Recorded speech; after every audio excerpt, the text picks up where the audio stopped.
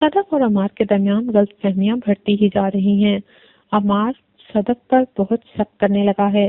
وہ کہتا ہے کہ جب ہم دونوں کوالیفیکیشن میں بھی ایک جیسے ہیں اور ذہانت میں بھی ایک جیسے ہیں تو آخر بلال عبداللہ کی مہربانیاں صرف تم پر ہی کیوں ہیں؟ وہ مجھے ہر پروجیکٹ میں سے نکال باہر کرتا ہے اور ہر پروجیکٹ تمہیں دے دیتا ہے۔ اس کے اس طرح ہر روز شک کرنے کی بنا پر دونوں کے درمیان غلط فہمیاں بڑھتی ہیں، اور دوسرا جب وہ دانیہ کی طرف روز روز چکر لگانے لگتا ہے تو صدق بھی اس پر شک کرنے لگتی ہے۔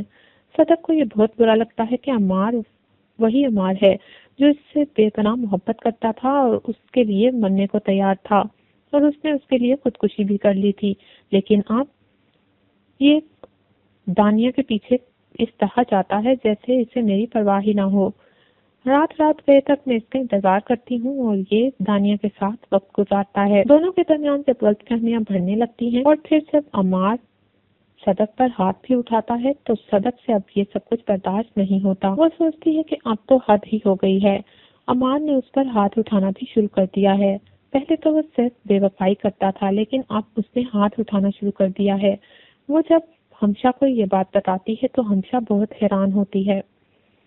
وہ کہتی ہے کہ عمار اس طرح کا نکلے گا اس نے کبھی سوچا بھی نہیں تھا۔ صدق اپنی میرٹ لائف کو لے کر بہت ٹینس رہنے لگتی ہے اور بلال عبداللہ اس کی ٹینشن کو فیل بھی کرتا ہے۔ اسی وجہ سے وہ عمار سے بہانے سے اسے پروجیکٹ دے کر لاہور بھیجنا چاہتا ہے اور صدق مان بھی جاتی ہے، لیکن عمار اس کو اپنی انا کا مسئلہ بنا لیتا ہے اور وہ ہمشا کے سامنے آ کر کہتا ہے کہ وہ بھی جائے گا، یا تو صدق بھی نہیں جائے گی یا پھر وہ بھی اس کے ساتھ جائے گا۔ بلال عبداللہ تک جب یہ بات پہنچتی ہے تو بلال عبداللہ صدق کو بلا کر پوچھتا ہے کہ تم کیا چاہتی ہو؟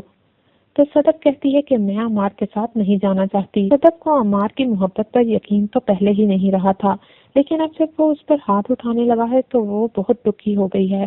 وہ سوچتی ہے کہ اس نے اپنی ماں کے کہنے پر عمار سے شادی تو کر لی، لیکن وہ انسان جو اس سے محبت کرتا تھا آج اس طرح بدل گیا ہے کہ جیسے اس نے کبھی اس سے محبت ہی نہ کی ہو۔ وہ ہمشا سے کہتی ہے کہ محبت تو اس طرح نہیں کی جاتی۔ کل تک یہ میرے لیے مرتا تھا اور آج یہ اس لڑکی کے پیچھے پھرتا ہے، وہی جو اس پر مرا کرتی تھی۔ ہمشا کہتی ہے کہ میں تو سوچ بھی نہیں سکتی تھی کہ عمار اس قدر بے وفا نکلے گا، لیکن اب اس نے تم پر جب ہاتھ اٹھایا ہے تو یہ بات تو میں بھی برداشت نہیں کر سکتی۔ میں اس سے بات کروں گی۔ صدق کہتی ہے اس سے بات کرنے کا کوئی فائدہ نہیں۔ ہمشا یہ سن کر سوچ میں پڑ جاتی ہے۔